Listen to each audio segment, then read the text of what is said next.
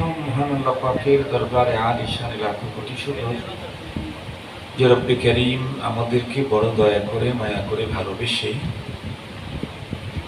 আমাদের হায়াতকে দীর্ঘায়িত করে আজকের এই মুহূর্ত পর্যন্ত সুস্থ সবল রেখে দুনিয়ার নানা ব্যস্ততাকে পিছনে ফেলে রেখে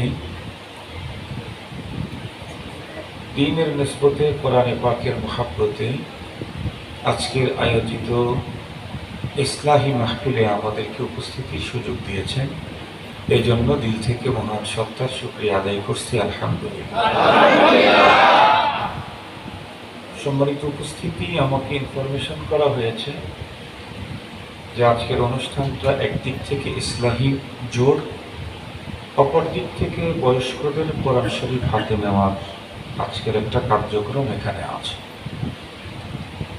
যখন শুনলাম ইসলাহি মাহফিল এখানে আসতে, তখন মাথার মধ্যে একটা সাবজেক্ট নিয়ে এসেছিলাম। বসার পরে যখন শুনলাম যে বয়স্কদেরকে কোরআন হাতে দেওয়ার অনুষ্ঠান, তখন আর একটা সাবজেক্ট মাথার মধ্যে আল্লাহ তাআলা ঢেলে দিলেন। দ্বিতীয়বার যেই সাবজেক্টটা আল্লাহ তাআলা আমার মাথার মধ্যে ঢেলে দিয়েছেন, ওই সাবজেক্টের উপরে কোরআন হাতে নেওয়ার অনুষ্ঠান, এই জন্য আলোচনাটা ওই জাতীয়ই করব ইনশাআল্লাহ। আমরা প্রত্যেকেই জানি এই কথা যে এই পৃথিবীতে যে কোনো জিনিস আবিষ্কার যদি হয়, নতুন কোনো আবিষ্কার পৃথিবীর কোনো জায়গাতে চালাইতে চাইলে আবিষ্কারক যিনি, উনি শুধু কোনো মেশিনারিজকে আবিষ্কার করেন তাই না, ওই মেশিনকে আবিষ্কার করে সেই মেশিনকে পরিচালনার পদ্ধতি একটা বইও উনি লেখেন এবং প্রাথমিক পর্যায়ে কিছু মানুষকে উনি নিজ হাতে কলমে প্রশিক্ষণ দিয়ে এরপরে ছেড়ে দেন। কথা তো বোঝা যায়, শোনা যায়, অনেক বেশি আওয়াজ হওয়ার দরকার নেই। আমাদের বাংলাদেশের মানুষ আওয়াজ শুনতে শুনতে এখন অল্প আওয়াজ আর ভালো লাগে না। অল্প আওয়াজ, মিষ্টি মিষ্টি আওয়াজই তো ভালো।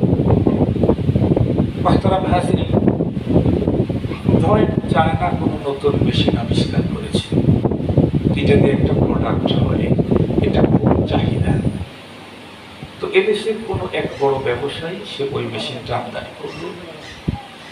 এই মেশিন চালাইতে চাইলে যিনি মেশিন কিনে নিয়ে আসছেন, তার নিজস্ব থিওরি দিয়ে ওই মেশিন চলবে না। মেশিন যিনি আবিষ্কার করেছেন তার থিওরি দিয়ে মেশিন চালাতে হবে। তো উনি যেই থিওরিটা দিবেন, যেহেতু প্রথম মেশিন আসছে, এজন্য এই মেশিন চালাইতে শুধু চায়না থেকে মেশিন আনলে হবে না, মেশিনের ইঞ্জিনিয়ারও নিয়ে আসতে হবে চায়না থেকে। মুহতারাম হাজিরিন, ওই ইঞ্জিনিয়ার ইঞ্জিন তৈরির যে ফর্মুলা দিয়েছেন, সেই ফর্মুলাটাকে সামনে নিয়ে ইঞ্জিন চালাইলে এখান থেকে অনেক ফায়দা হাসিল করতে পারবে। রব্বুল আলামিন আমাদেরকে পৃথিবীতে পাঠিয়েছেন, আমাদের আবিষ্কারককে। আমরা মেড ইন জাপানও না, মেড ইন চায়নাও না, আমরা সব রব্বুল আলামিনের তৈরি। এই ইঞ্জিন ইহকাল এবং পরকালে সুখ আর শান্তিতে থাকবে কেমনে, এজন্য রব্বুল আলামিন উনি ওনার পক্ষ থেকে গাইড দিয়েছেন। গাইড, সেই গাইড হলো আসমানি গ্রন্থ। পৃথিবীতে টোটাল এসেছে 104। সর্বশেষ যেটা আমাদের কাছে এসেছে সেটা হলো কোরআনুল কারীম। যিনি তৈরি করেছেন আমাকে, উনি আমি এই পৃথিবীতে এবং পরপারে শান্তি আর মুক্তি নিশ্চিত করার গাইড লিখে দিয়েছেন। সেইটাকে বাস্তবায়ন করার জন্য রব নিজে তার ফ্যাক্টরি থেকে প্রশিক্ষণ দিয়ে ইঞ্জিনিয়ার দুনিয়াতে পাঠিয়েছিলেন মুহাম্মদুর রাসূলুল্লাহ সাল্লাল্লাহু আলাইহি ওয়াসাল্লাম। উনি হলেন এটার প্র্যাকটিক্যাল প্রশিক্ষক।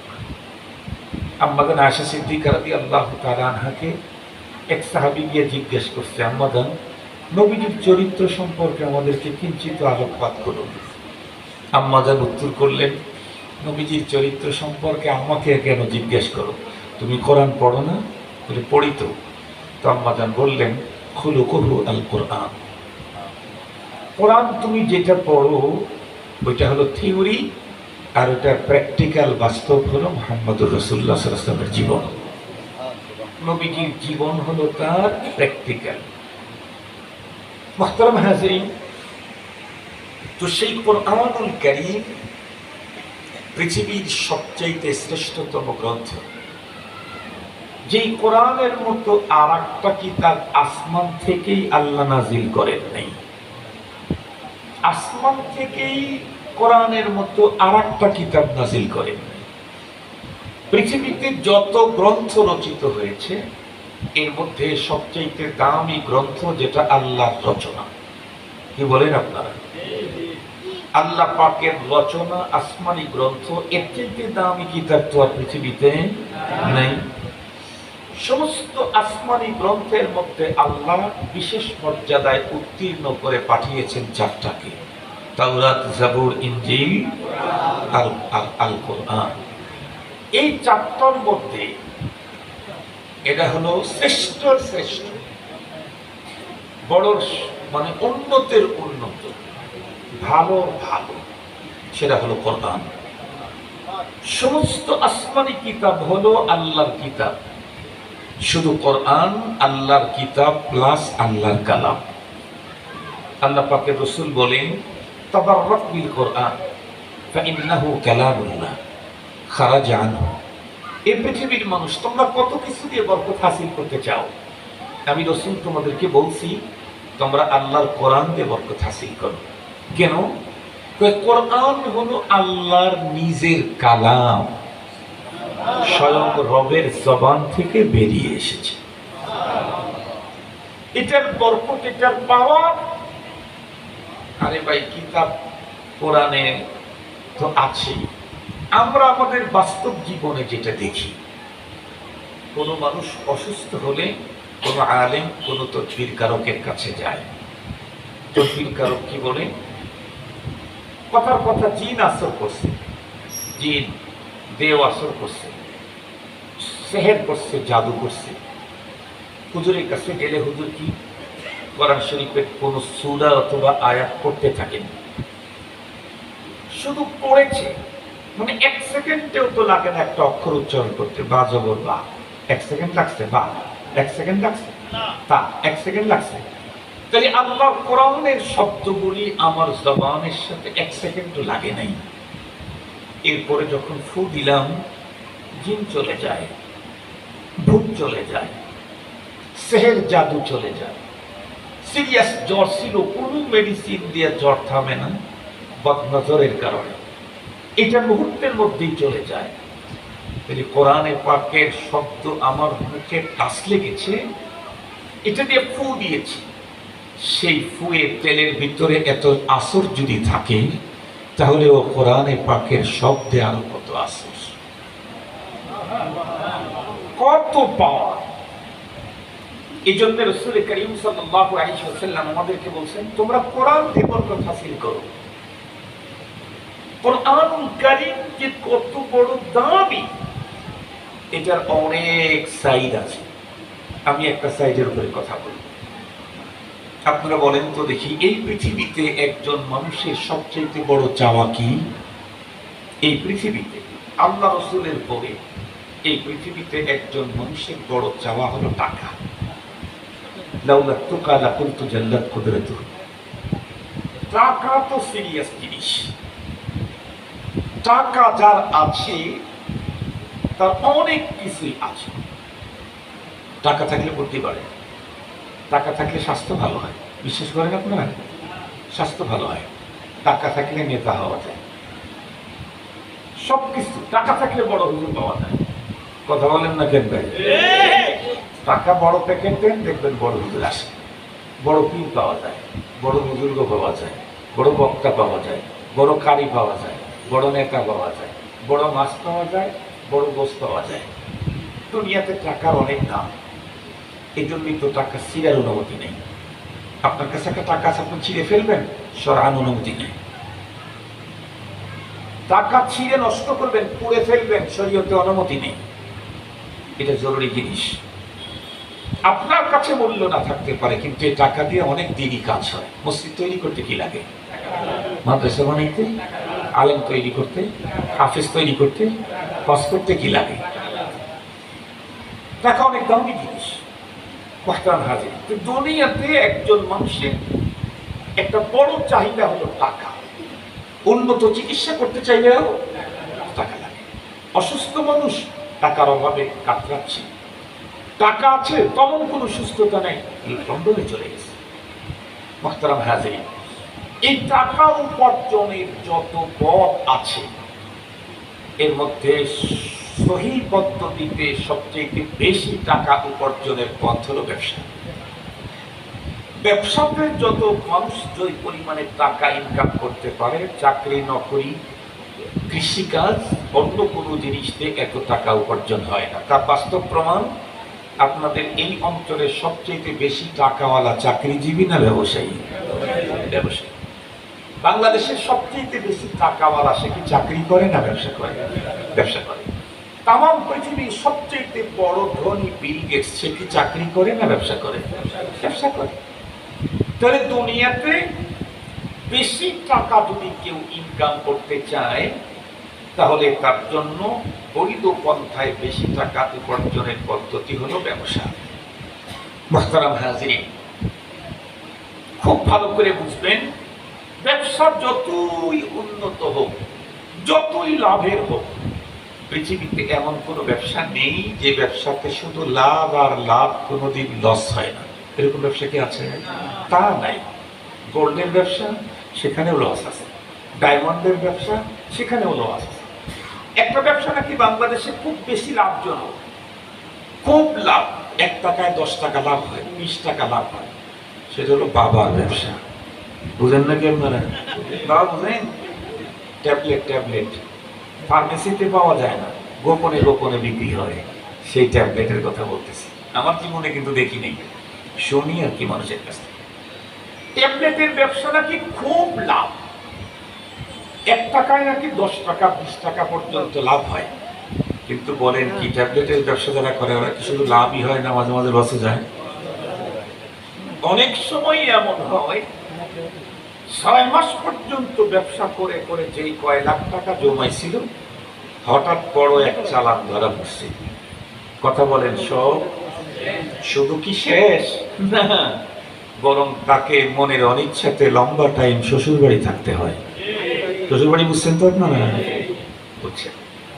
তাহলে পৃথিবীতে যত দামি ব্যবসায়ী হোক, পৃথিবীতে সর্বাধিক টাকা ইনকামের পদ্ধতি হলো ব্যবসা। আর যত উন্নত লাভের ব্যবসায়ী হোক, সেই ব্যবসাতে লাভও আছে, লসও আছে। কিন্তু আমি যে কোরআন শরীফের আয়াত তেলাওয়াত করেছি, এই আয়াতে কারিমাতে রব্বুল আলামিন 3টা ব্যবসার কথা উল্লেখ করে বলেন যে এই 3 ব্যবসাতে পৃথিবীর যে কোনো মানুষ ইনভলভ হবে, লাগবে, জড়িত থাকবে, এই ব্যবসাগুলি করবে। আল্লাহ বলেন ইয়ারজুনা তিজারাতান লান তাবুর, লান তাবুর। আল্লাহ তাআলা বলেন তারাই একমাত্র এই কথার আশা করতে পারে যে তাদের এই ব্যবসাতে জিন্দেগিতে কোনোদিন মন্দা আসবে না, লস হওয়ার তো কোনো প্রশ্নই আসে না, মন্দাই আসবে না কোনোদিন। এমন এক ব্যবসা। সবচেয়ে বড় মজার কথা হলো, পৃথিবীতে একটা ব্যবসাও এমন দেখাইতে পারবেন না যে ব্যবসাটা এই বাজারে খুব বেশি চলে, তাই দেখে এলাকার সব মানুষ একটা করে দোকান দিলে তখনও চলে। এরকম কোনো ব্যবসা পৃথিবীতে আছে কি? নাই। আপনাদেরকে সহজে বুঝবার জন্য একটু মিসাল দিয়ে বুঝবেন। আপনাদের একদম কাছাকাছি বড় বাজার কোনটা?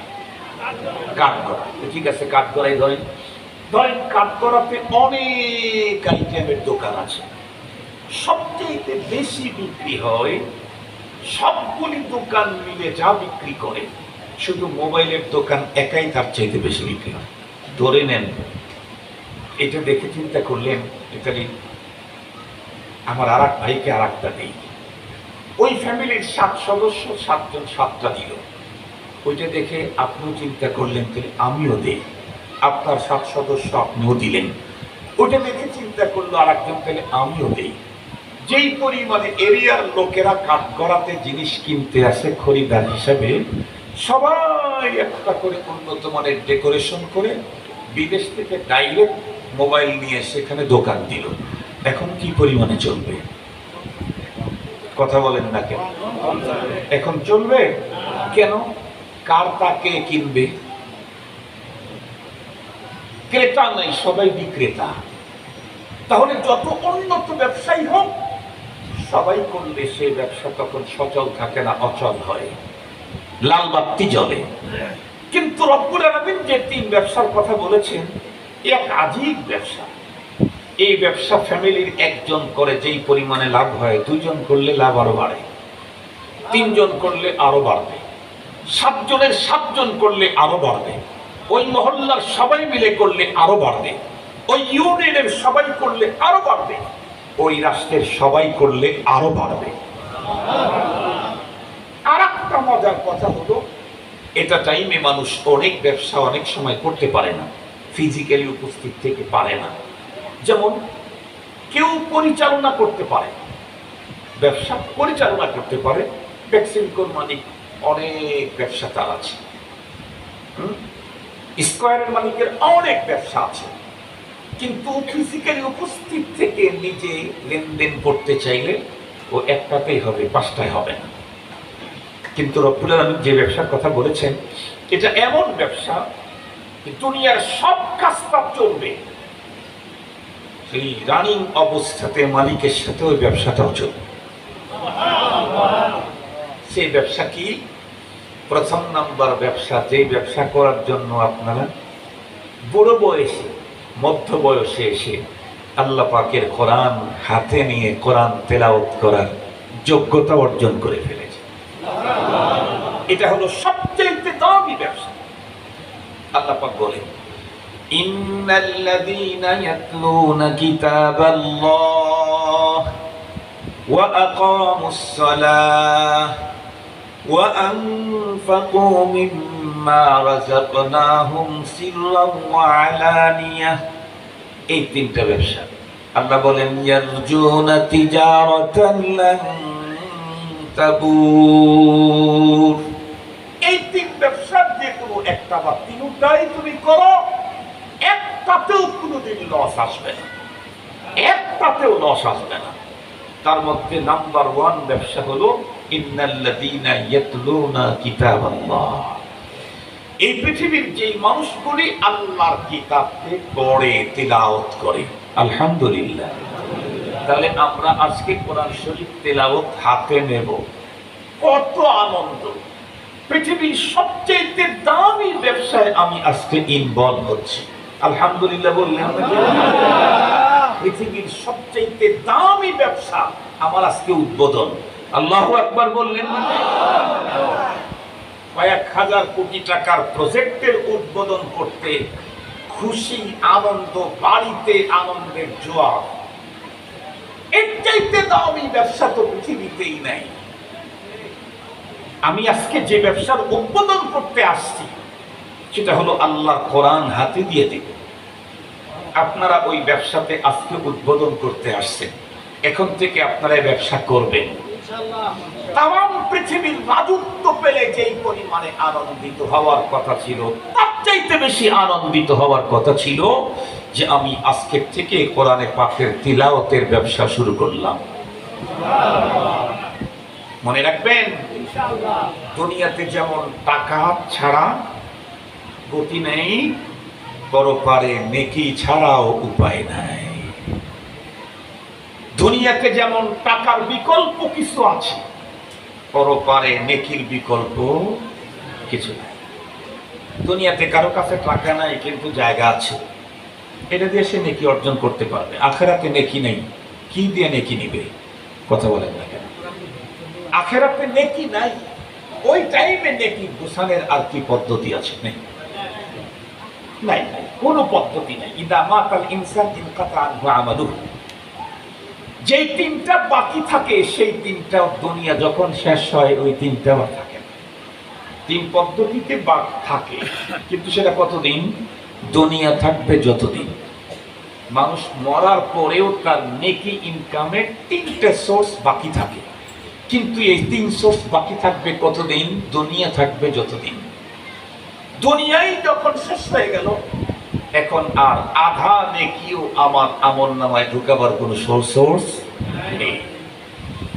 নেকি আমার পরপারে কত দরকার, সেই নেকি অর্জন হবে কোরআনে পাকের তিলাওয়াতের দ্বারায়। শুধুই কি নেকি? আরে না, যেজন্য আমি সৃজিত হয়েছি, ওয়ামা খালাকতুল জিন্না ওয়াল ইনসা ইল্লা লিয়াবুদুন, আমাকে তোরা সৃষ্টি করেছেন ইবাদতের জন্য, আর সর্বশ্রেষ্ঠ ইবাদত হলো তিলাওয়াতে কোরআন। সুবহানাল্লাহ বলুন।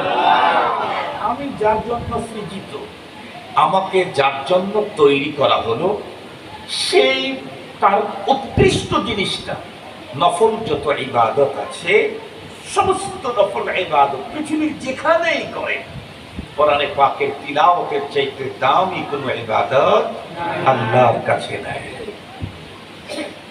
মুসলমান ভাইরা আমার কথা ভালো করে বুঝবেন, কোরআনুল কারীমের তিলাওয়াতের দ্বারায় আল্লাহর বান্দা আল্লাহ পাকের সঙ্গে কেমন ব্যবসা করতে সক্ষম হয়, এই বিষয়টা এক মজলিসে একজন আলেমের মুখে আপনাদের খেদমতে কমপ্লিট বয়ান করা সম্ভব না। বরং আমি শুধু একটা দিক আপনাদের খেদমতে তুলে ধরতে চাই। আমাদের বুজুর্গরা কোরআন হাদিস মন্থন করে বলেছেন, আল্লাহর কোরআন তেলাওয়াতের অনেক ফায়দা। শুধু ফায়দা কতগুলি গুনতে গুনতে বন্ধুরা আমার 1 ঘন্টার টাইম শেষ হয়ে যেতে পারে। এর ভিতরে বন্ধুরা আমার উল্লেখযোগ্য বড় ফায়দা হলো 3টা। এর ভিতরে নাম্বার 1, আল্লাহ পাকের কোরআনের তিলাওয়াত যারা চালায়, তাদের প্রত্যেকের আমল নামায় তিলাওয়াত যখন চলতে থাকে তখন অটো পদ্ধতিতে নেকি জমতে থাকে। তিলাওয়াত চলতে থাকে, অটো পদ্ধতিতে নেকি ঢুকতে থাকে। এই এখন মানুষকে বোঝানো খুব সহজ। এখন অনলাইনে কাজ করে মানুষ টাকা কামায় না, দেখবেন অনেক এলাকায়, অনেক বিভিন্ন এলাকাতে আছে, অনলাইনে কাজ করে, ওর কোনো অফিসে যাওয়া লাগে না, নিজের ঘরে বসে টেবিল আছে, চেয়ার আছে, টেবিলের উপরে কম্পিউটারের মনিটরটা রেখে দিয়েছে, পাশে পিছি রাখা আছে, ও বিশেষ বিশেষ কিছু সফট দিয়েছে, হাতের ভিতরে মাউসটা নিয়ে এই কাজ করতেছে, এখানে টিপতেছে। ও যত টিপতে থাকে ততই ওর অ্যাকাউন্টে ডলার জমা হতে থাকে। সুবহানাল্লাহ বলবেন। কি জমা হয়? যে ডলার আমার দেশে নাই, আমার দেশে চলে টাকা, কিন্তু ওর জমা হয় কি? ডলার। ইন্টারন্যাশনাল যেটা সেটা জমা হয়। আমাদের দেশে চলে আঞ্চলিক মুদ্রা, আর ওর ওখানে জমা হয় ইন্টারন্যাশনাল মুদ্রা, ডলার। আশ্চর্য কথা, ও এখানে হাত ঘুরায় 2 ঘন্টা কাজ করলে 3000 টাকা জমা হয়ে গেছে, 8000 টাকা জমা হয়ে গেছে। মানুষের তৈরি করা এই পদ্ধতিতে যদি নিজের ঘরে বসে হাত আর চোখ ঘুরালেই যদি অটো পদ্ধতিতে তার ব্যালেন্সে অ্যাকাউন্টে টাকা ঢোকে, ডলার ঢোকে, একজন মুসলিম নারী পুরুষ হেঁটে হেঁটে হোক, দাঁড়িয়ে হোক, শুয়ে হোক, বসে হোক, কোরআন দেখে হোক আর মুখস্থ থেকেই হোক, তেলাওয়াত করে হোক আর তেলাওয়াত শ্রবণ করেই হোক, মালিকের সাথে যখন ব্যবসা করতে থাকে অটো পদ্ধতিতে অক্ষরে অক্ষরে ওর অ্যাকাউন্টে কমপক্ষে 10টা করে নেকি ঢুকতে থাকে। অক্ষরে অক্ষরে মিনিমাম 10 নেকি। বিষয়টাকে আরো সুন্দর করে বোঝাবার জন্য ফুল কথাটাই বলি। এই পৃথিবীতে যত মানুষ আল্লাহর কোরআন পড়ে, এই পৃথিবীতে সমস্ত মানুষের কোরআন পড়া 4 প্রকারের যে কোনো 1 প্রকার হবে, এর বাইরে কোনো তেলাওয়াত নাই, দুনিয়াতেই নাই। যে তেলাওয়াত করতেছে তার তেলাওয়াতটা হয়তো অশুদ্ধ হবে, অথবা শুদ্ধ হবে, অথবা বিশুদ্ধ হবে, অথবা শুদ্ধ আর বিশুদ্ধর সংমিশ্রণে হবে, শুদ্ধ আর বিশুদ্ধর সংমিশ্রণে হবে। এই 4 প্রকারের পাঠক এই পৃথিবীতে আছে। এখন যেই মানুষটার কোরআন অশুদ্ধ পড়লো তার কন্ডিশন কি, এ ব্যাপারে আমি কোনো মুফতি সাহেবের ফতোয়া তুলে ধরতে চাই না। যার উপরে কোরআন নাজিল করা হয়েছে, যার কথা আল্লাহর কথা, যদি বলেন যার কথা আল্লাহ পাক নিজেই বলেন, ওয়ামা ইয়ানতিকু আনিল হাওয়া ইন হুয়া ইল্লা ওয়াহয়ুন ইউহা। গুফতায়ে ও গুফতায়ে মাওলা বুয়াদ, গারচে আজ হুলকু মে আবদুল্লাহ বুয়াদ। আল্লাহ নিজেই বলেন মা ইয়ানতিক, আমার রাসূল নিজের পক্ষ থেকে কিছু বলেন না। তো কি বলেন? বলে আমি যা বলাই উনি তা বলেন। সুবহানাল্লাহ। বলেন কে? আল্লাহ। বলেন কে? মুহাম্মদুর রাসূলুল্লাহ। কিন্তু বলেন কে? আল্লাহ। আল্লাহ যা বলেন এটা কি অসত্য, অবাস্তব? তিনি পয়গম্বরের প্রত্যেকটা কথা ওহী, নবীজির প্রত্যেকটা কথাই ওহী। সেই নবীজির ওহী আসছে কি? সেটা হলো রুব্বা কারিম ইয়াকরাউল কোরআন ওয়াল কোরআনু ইয়ালআনু।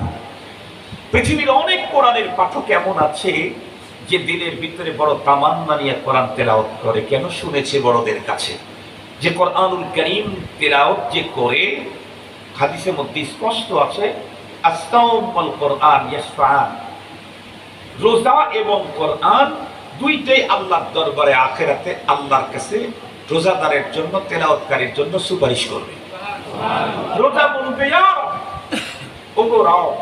আমি তো তাকে দিনের বেলায় হাজার আইটেমের সুস্বাদু খানা থেকে বিরত রেখেছি, এই জন্য আমি ওর জন্য সুপারিশ করতেছি, সুপারিশটা কবুল করো। কোরআন বলবে আমি ওকে রাত্রে ঘুমাইতে দেই নাই, আমাকে রাত জেগে জেগে কোরআন তেলাওয়াত করেছে। পৃথিবীর একজন হাফেজও এমন পাবেন না যেই হাফেজ রাত্রি জেগে কোরআন পড়া ছাড়া হাফেজ হয়েছে, একজনও পাবেন না। বরং সব মানুষ ঘুম থেকে জাগে হলো ফজরের একটু আগে, হাফেজে কোরআন জাগে ও থেকে আরো আধা ঘন্টা 1 ঘন্টা আগে। এমনকি কওমি মাদ্রাসাতে যারা কিতাবখানা পড়ে এরাও ফজরের আগে ওঠে, তারও আগে উঠে যারা হিফজখানায় পড়ে তাদের আগে ওঠে। কোরআন বলবে ইয়া আল্লাহ, দুনিয়াতে তো আমি এই লোকটার ঘুম নষ্ট করেছি, আমি আজকে তার পক্ষে সুপারিশ করতে আসছি। আল্লাহ রাসূল বলেন এই দুইজনের সুপারিশ আল্লাহর দরবারে গ্রহণ হয়ে যাবে। আর হাদিসের মধ্যে আসছে, এটা বলেই ফেলি, মানুষকে যখন কবরের ভিতরে রাখা হয় চতুর্দিক থেকে আযাবের ফেরেশতারা তখন কিলবিল কিলবিল করে এগোতে থাকে কবরের দিকে লোকটাকে শাস্তি দেওয়ার জন্য। ওই মুহূর্তে যেই লোকের সিনাতে আছে কোরআন, যার মস্তিষ্কে আছে কোরআন, কোরআনে কারীম ওই ব্যক্তির মাথার দিকে কবরের ভিতরে তখন দাঁড়িয়ে যায়, দাঁড়িয়ে গিয়ে দাঁড়ায় থাকে। যেই আযাবের ফেরেশতা কবরের ভিতরে ঢোকে ওই লাশের কাছে, তখন কোরআন জিজ্ঞেস করে কি চাই? ফেরেশতারা বলে এই লোকের জীবন চলার পথে বাঁকে বাঁকে ফাঁকে ফাঁকে অনেক ভুল বেয়াদবি আল্লাহর সাথে করেছে, আমরা ওই বিষয়গুলি দেখতে এসেছি। দেখতে এসেছি মানে বুঝেন তো, ডিবি ধরে নিয়ে যাওয়ার সময় কি বলে? একটু জিজ্ঞাসাবাদ করব। ঠিক বললাম না? ঠিক বললাম? ডিবি ধরে নেওয়া যাওয়ার সময় কি বলে? নিয়ে যাচ্ছি একটু জিজ্ঞাসাবাদ করব। পরে জিজ্ঞাসা করতে নিয়ে গেছে, পরে কোথায় রাখছে খুঁজেই পাওয়া যায় না। তারপরে যেদিন বের হয় ততক্ষণে তার মাথায় 1 ডজন মামলা আগেই চেপে যায়। কথা বলেন? ফেরেশতারা বলতেছে একটু দেখার জন্য আসছে। কোরআনুল কারীম তখন তাদেরকে ডেকে বলে কি দেখবা? কি দেখবা? তোমরা হলা যেই আল্লাহর গোলাম, তোমরা ফেরেশতা। তোমরা যে আল্লাহর গোলাম, আমি সেই আল্লাহর কালাম। আমি গোলাম না, আমি কালাম। সুতরাং মালিকের সাথে কি হয়েছে না হয়েছে এটাই তো ফ্যাক্ট। বলে হ্যাঁ, সেটা মালিকের সাথে আমি ডিসকাস করব, তোমরা এখান থেকে চলে যাও। আর মৃত ব্যক্তিকে ডেকে বলে নাম কানামাতিল আরুস, এই দোস্ত তুমি ঘুমাও, তুমি কেন জেগে আছো? তুমি কেন আতঙ্কিত? তুমি কেন আতঙ্কিত? তুমি কেন ভীতু সন্ত্রস্ত? তুমি ঘুমাও। দুনিয়াতে রাত্রি জেগে জেগে তুমি আমাকে পাহারাদারি করেছো, আজকে আমি জেগে থাকার পালা, তুমি আরাম করার পালা। মুহতারাম হাজিরিন, এই কোরআন, এটা হলো কোরআন। আর আল কোরআন শাফিউন লাক, কোরআন আমার জন্য সুপারিশকারী হবে। মুহতারাম হাজিরিন, তো একজন মানুষ কোরআন তেলাওয়াত করে মূলত বড় পারে কোরআন আমার জন্য সুপারিশ করবে সে আশায়, কিন্তু রুব্বা কারিম ইয়াকরাউল কোরআন ওয়াল কোরআনু ইয়ালআনু। নবীজি বলেন বহু কোরআনের পাঠক আছে যারা কোরআনকে সিরিয়াস ভুল পড়ার কারণে কোরআন পাঠ করতেই কোরআন পাঠকের উপরে অভিশাপ করতে থাকে। বুঝেন, সাধারণ একজন মানুষের অভিশাপে যদি মানুষের ক্ষতি হয়, পিতামাতার অভিশাপে যদি সন্তানের জীবন নষ্ট হয়, উস্তাদ হিন্দু হওয়ার পরেও অভিশাপ দিলে যদি ছাত্রের জীবনটা দুঃখের হয়, কোরআনের উস্তাদ যদি কোনো ছাত্রকে অভিশাপ করে তাহলে তার জীবনটা যদি তছনছ হয়ে যায়, খোদ কোরআন যদি কারো উপরে অভিশাপ করে তাহলে তার কি কন্ডিশন? উপায় নাই। এই জন্য মনে রাখতে হবে, খুব ভালো করে মনে রাখবেন। আল্লাহ শুকুর, আমার দেশে ওয়াজ মাহফিলের ভিতরে মানুষ কোরআনের আজমত, কোরআনের মর্তবা, মর্যাদা, গুরুত্বগুলি শোনার পরে অনেক মানুষের অন্তরে আল্লাহর কোরআন তেলাওয়াতের আবেগ তৈরি হয়। মূলত সেখান থেকেই তো আপনারা এই বয়সে এসে আল্লাহর কোরআন পড়ার ইচ্ছে পোষণ করেছেন।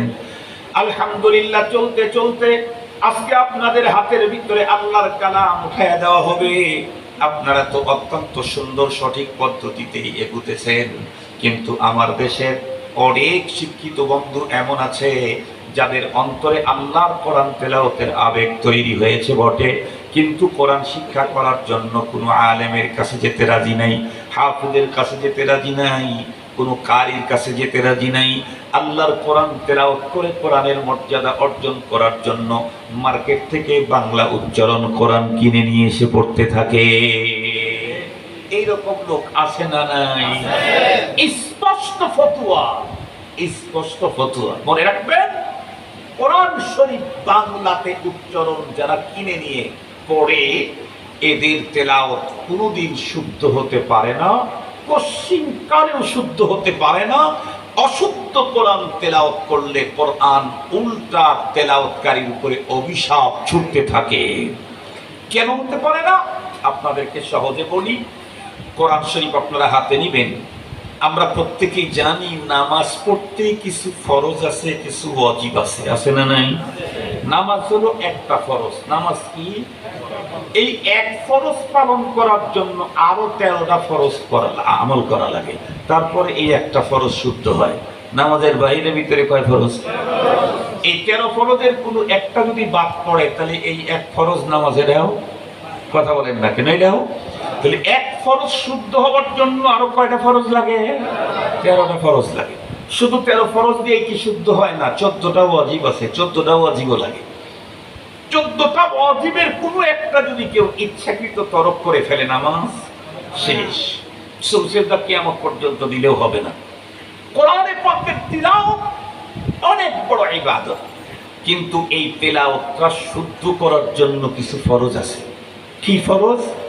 আরবি অক্ষর উচ্চারণের নির্ধারিত জায়গা আছে, এটাকে আরবিতে মাখরাজ বলা হয়। আপনারা পড়ছেন না? আরবি হরফ 29টি, মাখরাজ মাশাআল্লাহ 29টা অক্ষর আমার মুখের 17 জায়গা থেকে উচ্চারণ হয়। তার ভিতরে এক জায়গা থেকে সর্বোচ্চ 3টা উচ্চারণ হয়। এক জায়গা থেকে 3টার বেশি তো উচ্চারণ হয় না। সর্বোচ্চ কয়টা হয়? 3টা। যেমন জিম, শিন, ইয়া, এটার মাখরাজ কয়টা? মাখরাজ একটা। মাখরাজ একটা। এই এক মাখরাজ থেকে 3টা অক্ষর উচ্চারণ হয়। জিম, শিন, ইয়া, মাখরাজ একটা। এক জায়গা থেকে অক্ষর উচ্চারণ হলো 3টে। তো 3টে ভিন্ন বুঝবো কেমনে? তো 3টাকে ভিন্ন করার জন্য সিফাত আছে। সিফাত 2 প্রকার, একটা হলো লাজেমা আর একটা হলো মুহাসসানা, মুযায়্যানা। সিফাতে লাজেমা এটা এবং মাখরাজ থেকে অক্ষর উচ্চারণ করা ফরজ। সিফাতে লাজেমা সহ অক্ষর উচ্চারণ করা ওয়াজিব। সিফাতে মুহাসসানা সহ আরবি উচ্চারণ এটা হলো মুস্তাহাব বা সুন্নাত। খুব ভালো করে বুঝবেন, সঙ্গত কারণে আমি আরবি অক্ষরগুলি তার নিজস্ব জায়গা থেকে যদি উচ্চারণ না করি তাহলে আমার কোরআন পড়া শুদ্ধ না ভুল? নরমাল ভুল না ভয়ঙ্কর ভুল? অর্থ ঠিক থাকবে না চেঞ্জ হয়ে যাবে? অর্থ ঠিক থাকবে না, পরিবর্তন হয়ে যাবে। এ কারণে আমি এখন জিজ্ঞাসা করি, আরবিতে তো হা আছে 2টা, একটা ছোট হা আর একটা বড় হা। একটু বলেন, আর একটা বড় হা। এখন হা, হা জবর হা আর হা জবর হা, এই 2টাতে বাংলাতে ব্যবধান করে লিখবেন কেমনে? কোনো কবি সাহিত্যিক থাকলে দাঁড়ায় যান। কথা বলেন, আপনারা তো পারবেন না। বাংলাদেশের জাতীয় কবি কবি নজরুল সাহেবকে যদি কবর থেকে উঠায় দিয়ে বলা হয় ছোট হাত বড় হাত তারতম্য করে লেখা দিয়ে যাও, সেও পারবে না। কবি নজরুলকে যদি বাদ দিয়ে রবি ঠাকুরকেও নিয়ে আসেন, ঠাকুর মাকুর দিয়েও কাজ হবে না। কেন? বাংলাতে হ একটাই। সুতরাং হয় আকারে হা লেখা থাকলো, আপনি কেমনে বুঝবেন এটা ছোট হা নাকি বড় হা? ব ব লাল জা, এই চার অক্ষরকে তারতম্য করে উচ্চারণ করার মতো কোন অক্ষর বাংলাতে নেই, জিন্দেগিতে নেই। সবচাইতে বড় কথা, বাংলা উচ্চারণ করার তো কোনো মাখরাজই নাই। বাংলা উচ্চারণ করার জন্য স্পেশাল কোনো মাখরাজ আছে? আরবির মাখরাজ আছে। সুতরাং বাংলাতে যারা কোরআন শরীফের উচ্চারণ লেখে এ দেখে দেখে পড়তেছেন, আপনি কোরআন শরীফের অভিশাপের প্রাপ্ত হচ্ছেন। নেকি নেই, এক নেকি নাই, বরং কোরআন আপনার উপরে পাল্টা অভিশাপ ছুটতেছে। কেন? আপনি কোরআনের উপরে জুলুম করতেছেন।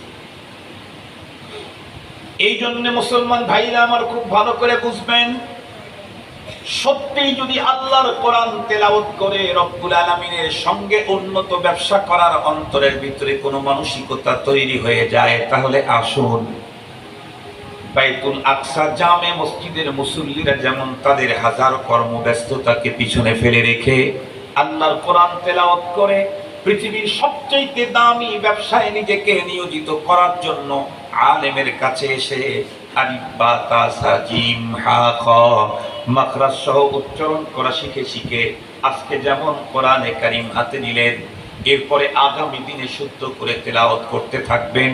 এই পদ্ধতি বাদ দিয়ে ভিন্ন কোনো পদ্ধতিতে আল্লাহর কোরআন শুদ্ধ করার কোনো সিস্টেম দুনিয়ায় নাই।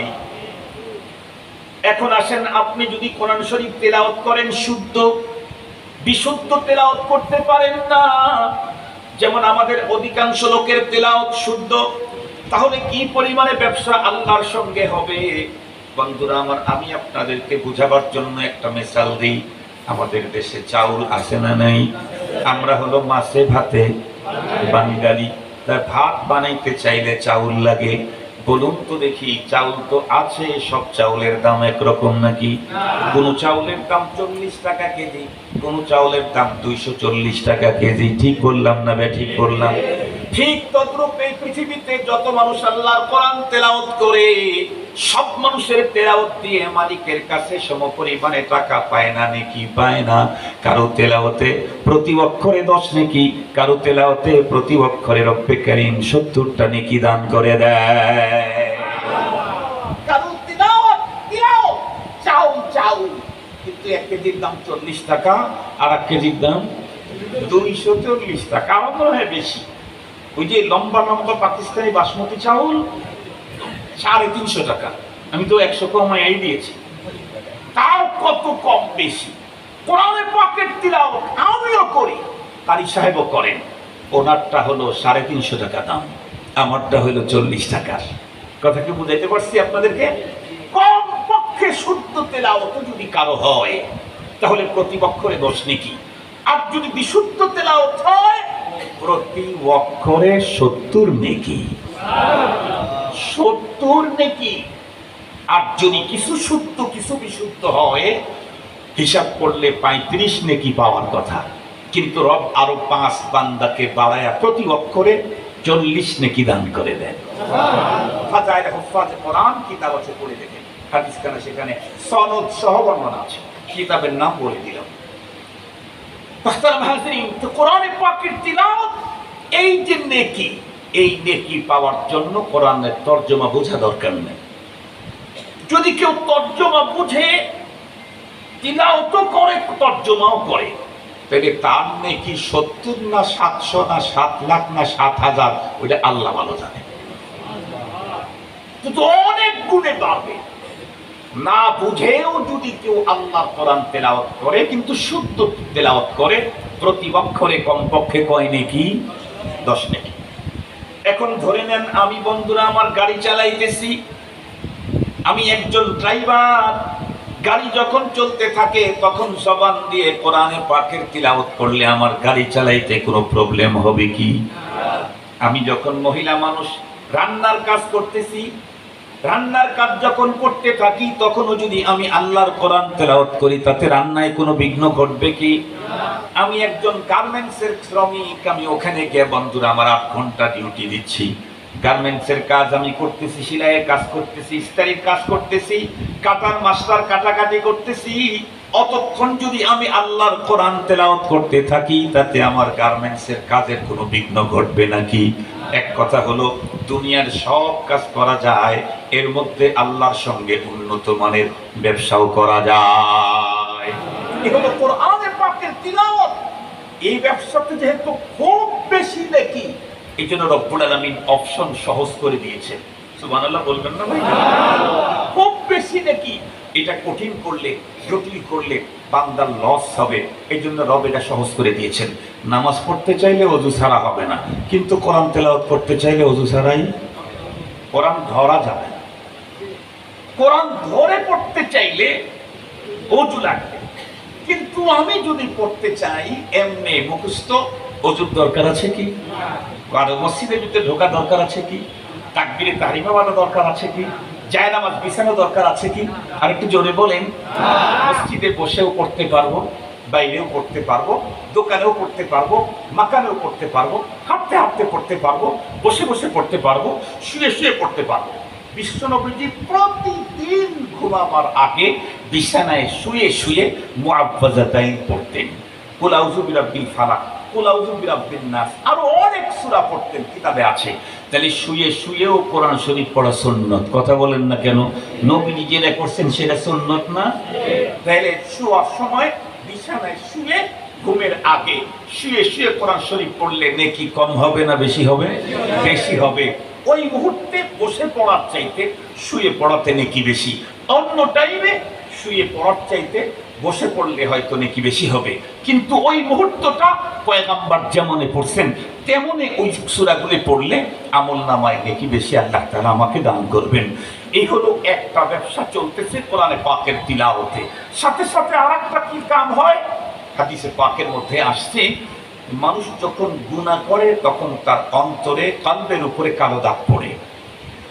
পরকালে জান্নাতে একটা কালো দাগের চুল পরিমাণ থাকতে কেউ পরকালে জান্নাতে ঢুকতে পারবে না। আপনাদেরকে সহজে বুঝবার জন্য একটা মিসাল দিলে বুঝবেন। কোনো মানুষ রাস্তা দিয়ে যাচ্ছিল, হঠাৎ করে তার পায়ের নিচে পায়খানা লাগছে। এটা ছেলের পায়খানা হোক, আর মেয়ের পায়খানা হোক, আর বাবার পায়খানা হোক, আর মায়ের পায়খানা হোক, মানুষের হোক আর জানোয়ারেরই হোক, ওর একটা গন্ধ আছে না? গন্ধ আছে। ও হাঁটতেছে, তখন কিন্তু গন্ধ টের পায় না, হাঁটতেছে খোলা, টের পায় না। কিন্তু যখন কোনো রুমের ভিতরে ঢোকে, অল্প সময়ের ভিতরে কেমন জানে এরকম করে বলে, এর একটু সময় লাগে। কিন্তু কেউ যদি ওই রুমের ভিতরে ঢোকে, যেই রুমের দরজা জানালা বন্ধ, তার মানে এসি লাগানো আছে, ওই রুমের ভিতরে ঢুকলে 1 মিনিটের মধ্যেই খবর। ঠিক বললাম? ঠিক বললাম? এসি রুমের ভিতরে যদি কেউ কোনো গন্ধ নেয়া খালি উঠি দেয়, তাই দেখবেন পুরা রুম গন্ধ স্প্রে হয়ে যায়। তাহলে যত উন্নত জায়গা তত নিম্নমানের জিনিসকে গ্রহণ করে না। জান্নাতের চাইতে উন্নত আরো কোনো জায়গা হতে পারে? এই কারণে ওখানে কোনো গুনাহের অন্তরে কারো গুনাহের একটু দাগ থাকলে সেটা এলাও নাই। এখন আমরা তো গুনাহ প্রতিদিন করি, আজকে বুঝি গুনাহ হয় নাই? কথা বলেন, আজকে বুঝি গুনাহ হয় নাই? কি পরিমাণে হয়েছে তারই কোনো খবর নাই। আল্লাহর পয়গম্বর বলেন, আলা কুল্লুকুম খাত্তাউন ওয়া খায়রুল খাত্তাইন আত-তাওয়াবুন। তোমরা প্রত্যেকে অনেক বেশি গুনাহগার, তবে তোমাদের ভিতরে শ্রেষ্ঠ গুনাহগার হলো ওই ব্যক্তি যে ব্যক্তি বেশি তওবা করে। তওবা করলে যেমন গুনাহ মাফ হয়, কোন ব্যক্তি যখন আল্লাহর কোরআন তেলাওয়াত করে তখন অটোমেটিকলি তার অন্তরের কালিমার ময়লাগুলা পরিষ্কার হইয়া যায়। এটা চাইবে। আমি গতকাল এক জায়গায় বলছি যে আমাদের দেশে একটা সময় চাউলের ব্যবসা ছিল, মানে মানুষ চাউল করতো, চাউলের গুঁড়া যেটা তুষ বলে, এটা তো আগে তেমন কোনো দাম ছিল না। এটা ম্যাক্সিমাম মানুষ জ্বালানির কাজ ব্যবহার করতো, পোড়ায় দিত। এখন অটো মিলের গুঁড়ার দাম চাউলের চাইতে বেশি। আলহামদুলিল্লাহ আপনারা জেনে ফেলছেন। অটোমিল, এই অটোমিলে যে গুঁড়া হয়, এই গুঁড়াটা চাউলের দাম 50 টাকা, গুঁড়ার দাম 52 টাকা, 53 টাকা। আমি এই গত সপ্তাহে আমার এক মুরিদের মিলে গিয়েছিলাম, উনি গাড়িতে ছিলেন, ওনার গাড়িতে আমি এক জায়গায় যাচ্ছিলাম, আমি জানতে পারলাম উনি বলতেছিলেন যে এখন যদি গুঁড়া নেও 53 টাকা লাগবে। আমি বললাম ওর চাউল কত? পায় চাউল 52, 51, 50 টাকা, 51 টাকা বিক্রি করি। তাহলে আগে তো চাউল ছাড়া গুঁড়া বিক্রি হতো না, আর এখন সেই গুঁড়ার দাম চাউলের চাইতে বেশি। এরপরে খুদের দাম এটাও কম না। এরপরে মাসি বলে, মাসি মানে কালো কালো কিছু নষ্ট ধান থাকে না, ওইটা যেটা হয় ওইটা দিয়ে আবার গরুর খাদ্য, মাছের খাদ্য তৈরি করে, এটার দামও কম না। তার মানে এখন চাউলের ব্যবসায় লস হওয়ার কোনো সুযোগ নাই। আগে তো শুধু চাউলের দামের উপরে ধান কিনতো, শুধু চাউলের দামের উপরে কয় কেজি চাউল হয় সেই হিসাবে ধানের দাম হইতো।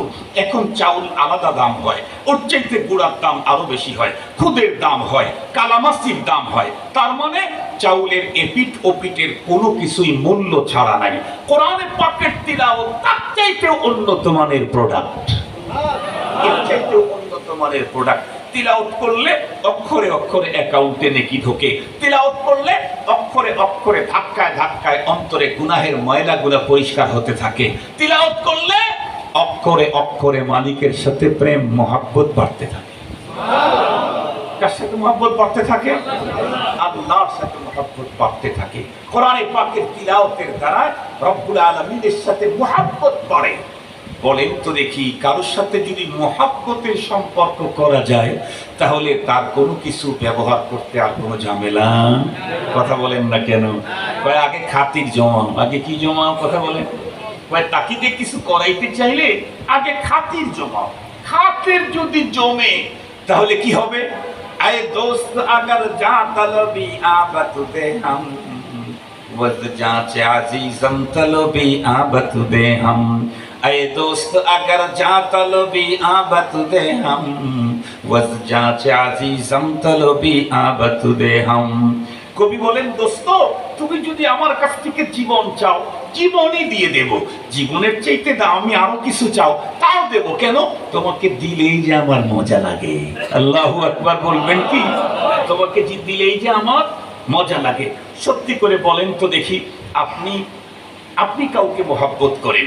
যুবককে বলি, সে কোনো এক যুবতী সুন্দরীকে মহব্বত করে। যারা বয়স্ক তাদেরকে বলি, আপনি কোনো ছেলেকে মহব্বত করেন। একেবারে বেশি বয়স্কদের তাকে বলি, আপনি কোনো নাতিকে বেশি মহব্বত করেন। একেবারে সিরিয়াস। বলুন তো দেখি, নিজের জন্য জামা কিনলে বেশি মজা না নাতির জন্য কিনলে বেশি মজা? সত্যি কথা বলবেন। নিজের জন্য ঈদের সময় নতুন জুতা কিনলে বেশি প্রশান্তি লাগে নাকি ছেলের জন্য কিনলে বেশি? নিজের জন্য দামি ফোন ব্যবহার করতে বেশি মজা না ওই সুন্দরী যুবতী যাকে আমি মহব্বত করি প্রাণের চাইতে বেশি, তার হাতে মোবাইলটা দিতে বেশি মজা? কথা বলেন না কেন? নিজে বাটন সেট ব্যবহার করে, আর গার্লফ্রেন্ড যে আছে তাকে দেয় 2 লাখ টাকা দামের ফোন, ওটাতে মজা বেশি। কেন? ওর সাথে ভাব আছে, ওর সাথে মহব্বত আছে। দুনিয়াতে যদি কারোর সাথে ভাব হয়, মহব্বত হয়, তাহলে আমার কাছে যেটা তার চাইতে বেশি মজা তাকে দিলে। রব্বুল আলামিনের সাথে যদি আমার ভাব হয়, রব আমাকে কি দিবেন? কথা বলেন না কেন ভাইজান? রব আমাকে কি দিবেন? কোরআনে হাকিমে আল্লাহ তাআলা বলেন, কি দেব মনে? ওয়ালাকুম ফিহা মা তাশতাহি আনফুসুকুম ওয়ালাকুম ফিহা মা তাদউন নুজুলাম মিন গফুরির রহিম। তোমাকে কি দেব মানে? মুখ দিয়ে যদি তুমি কিছু বলে ফেলো, সেটা তো তোমাকে দেওয়াই হবে। মুখ দিয়ে তুমি কখনো বলো নাই, শুধুমাত্র কেবলমাত্র অন্তরের ভিতরে কোনো কিছুর তোমার উদ্রেক হয়েছে, আবির্ভাব হয়েছে, অন্তরের ভিতরে কোনো কিছুর চাহিদা তৈরি হয়েছে। রব্বুল আলামিন বলেন, আমার সঙ্গে মহব্বত তৈরি হলে তোমার অন্তরের আবেগও আমি পূরণ করে দিয়ে দেব। সব দিবেন, সব দিবেন। এই জন্য রব্বুল আলামিনের সাথে উন্নত ব্যবসা আমরা করতে রাজি আছি না ইনশাআল্লাহ। দুনিয়াতে যত উন্নত ব্যবসা আছে তার মধ্যে সবচেয়ে শ্রেষ্ঠতম ব্যবসা হলো কোরআনে পাকের তিলাওয়াত। আল্লাহ শুকুর, আলহামদুলিল্লাহ, আজকে আপনারা সেই উন্নত ব্যবসার উদ্বোধনী অনুষ্ঠানে আসছেন। সবার এই উন্নত ব্যবসা আজকে থেকে খোলা হয়ে যাবে, দোকান খুলে ফেলতেছেন, উন্নত ব্যবসা আপনার আজকের থেকে চালু হয়ে যাবে, রানিং হয়ে যাবে। যে যত বেশি সেল দিতে পারবে লাভ তার তত।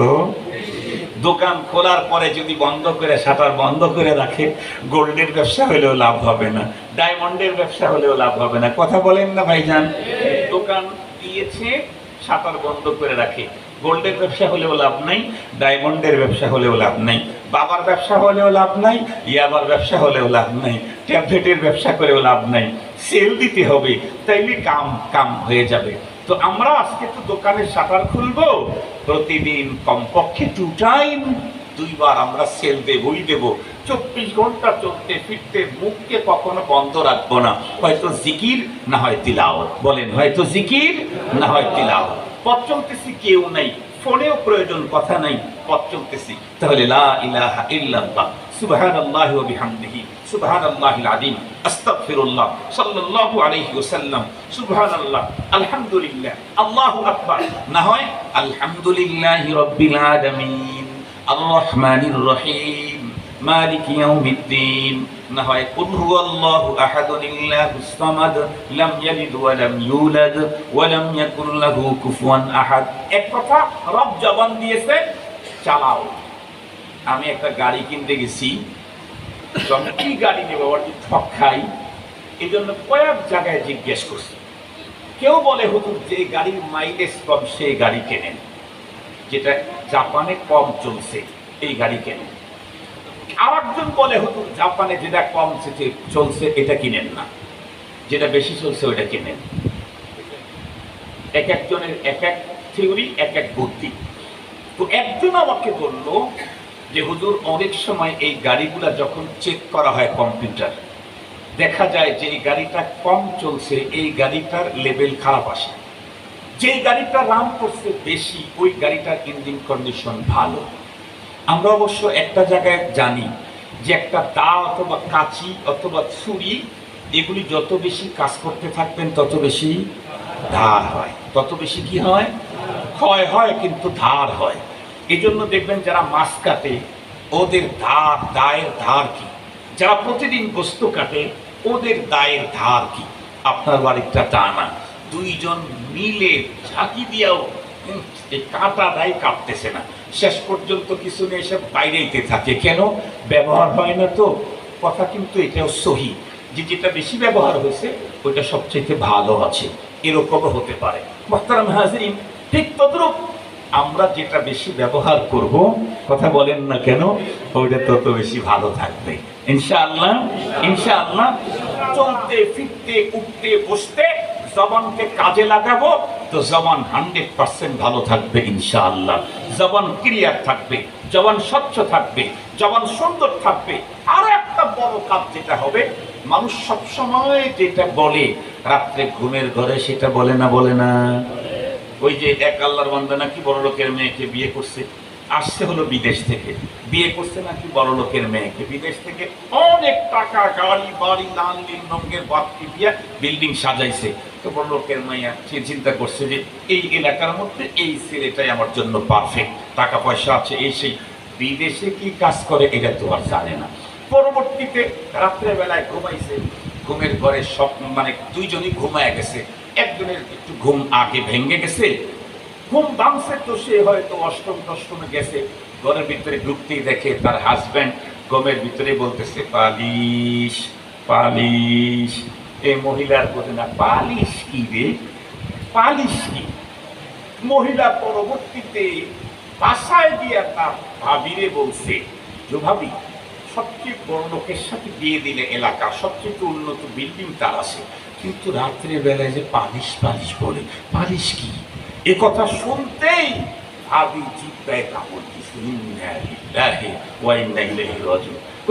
বললা কেন? পালিশ মানে বুঝোস না, আমরা যে জুতা টুতা নিয়ে অনেক সময় কালার করার জন্য যাই, ওই যে কালার যারা করে দেখো মুসি, কয় হ্যাঁ বিদেশের বাড়িতে ওই ব্যবসা করে টাকা জমাইছে, এই জন্য যদিও এখন ওই ব্যবসা করে না, চলে আসছে, এখন চৌধুরী হয়ে গেছে, কিন্তু ওই যে 15-20 বছর পর্যন্ত সারাদিন পালিশ পালিশ বলছে, এই ঘুমের ঘরে পালিশ বের হয়ে গেছে। তাহলে জীবিত অবস্থাতে যদি 10 বছর পালিশ পালিশ বলার কারণে ঘুমের মধ্যে যদি মনের অজান্তে পালিশ বের হয়, যেই মুসলমান জাগ্রত অবস্থায় চলতে ফিরতে আল্লাহ আল্লাহ বলে, সুবহানাল্লাহ বলে, কোরআনে পাকের তিলাওয়াত করে, ও ঘুমের মধ্যে সুবহানাল্লাহ বলে। বাস্তব প্রমাণ আমি আমার বাবাকেই দেখেছি, আমি আমার বাবাকে দেখেছি। আমার আম্মা জান আমাদেরকে অনেকদিন ডেকে নিয়ে আসছে, ভাই দেখো তোমার আব্বু কিন্তু এখন ঘুমে আছে, কিন্তু আব্বুর ভিতর থেকে, জবান থেকে, ভিতর থেকে আল্লাহ আল্লাহ শব্দ বের হচ্ছে, নিজের কানে শোনা। তখনও আব্বু কিছুক্ষণ আগেই নাক ডাকতেছিলেন, মানুষের ঘুম গভীর হলে নাক ডাকে, আবার একটু নাক ডাকা কমে, তখন আওয়াজ শোনা যায় আল্লাহ আল্লাহ আল্লাহ। আর জিকির তো একটা আছে, আনফাসের জিকির তো একটা আছেই।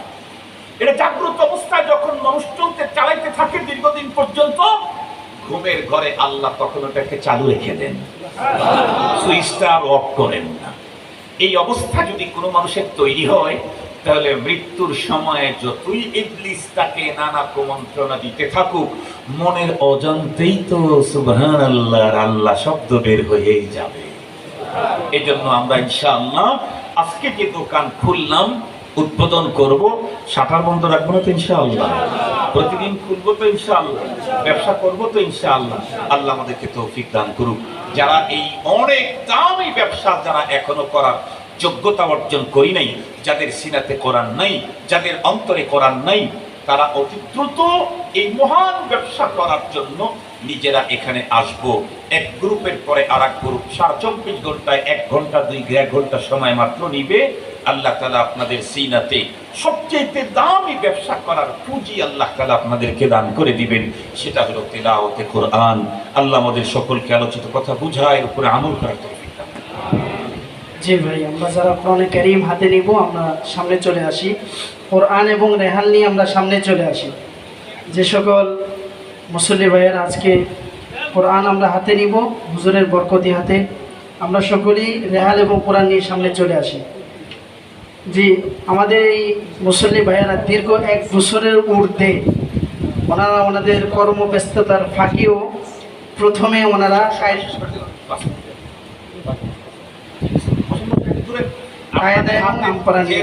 আপনাদের হাতে যে রেহাল আছে, এই রেহালটা রেখেন না, একটু উঁচু করে ধরে, উঁচু করে ধরেন, উঁচু করে ধরে আমি এখানে বসে হাতে ধরেন, হ্যাঁ উঁচু করে হাতে ধরে সবাই সবার সামনে তাড়াতাড়ি আসেন, মানে কাছে রাখেন, একটু উঁচু করে ধরে রাখেন।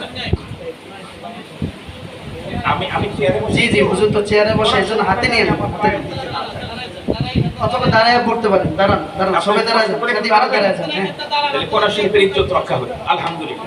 দ্বিতীয় নাম্বার কথা হলো, যারা এই যে এই রেহাল কিনছেন, ভাই আপনারা যারা এই যে কাঠের রেহাল কিনছেন তাদের রেহাল ঠিক আছে, যারা প্লাস্টিকের রেহাল কিনছেন ওই রেহাল চেঞ্জ করে ফেলবেন।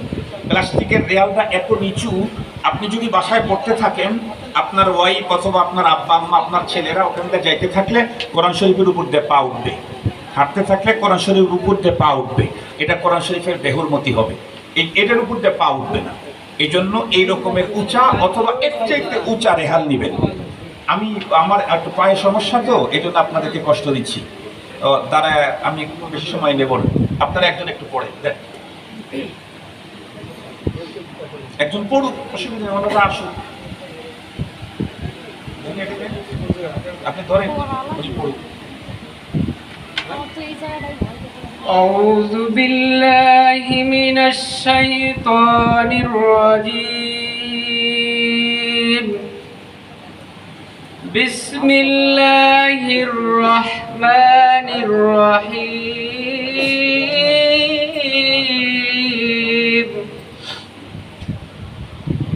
الحمد لله رب العالمين.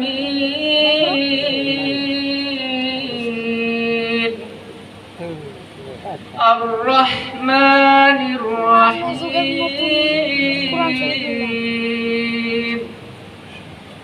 مالك يوم الدين.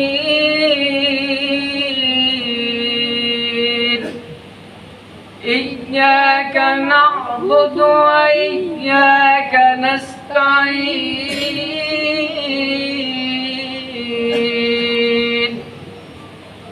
اهدنا الصراط المستقيم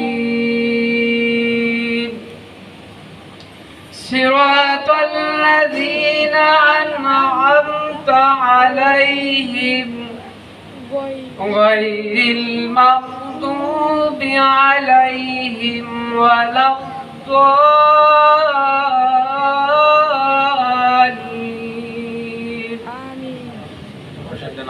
মাশাআল্লাহ, আলহামদুলিল্লাহ, অনেক সুন্দর পড়েছেন। ওনার শুধু একটা জায়গায় একটু আছে, এত ভালো খুব কম হয়। বয়স্কদের কোরআন হাতে দেওয়ার সময় এত সুন্দর তেলাওয়াত খুব কম জায়গায় হয়। আলহামদুলিল্লাহ, ওনারটা অনেক সুন্দর হয়েছে। সিরাতাল্লাযীনার কাছে শুধু দালটার উচ্চারণটা একটু মাখরাজ থেকে বাইরে চলে গেছে, মানে যেই জায়গা থেকে উচ্চারণ হওয়ার কথা ছিল সেখান থেকে একটু বাইরে চলে গেছে। ওটা উনি ঠিক করে নেবেন ইনশাআল্লাহ। ওইটা দাল তো, দালের উচ্চারণটা ঠিক করে নেবেন। আলহামদুলিল্লাহ, অনেক খুশি হলাম, অনেক চমৎকার সুন্দর পড়াইছে আপনাদেরকে। আপনারা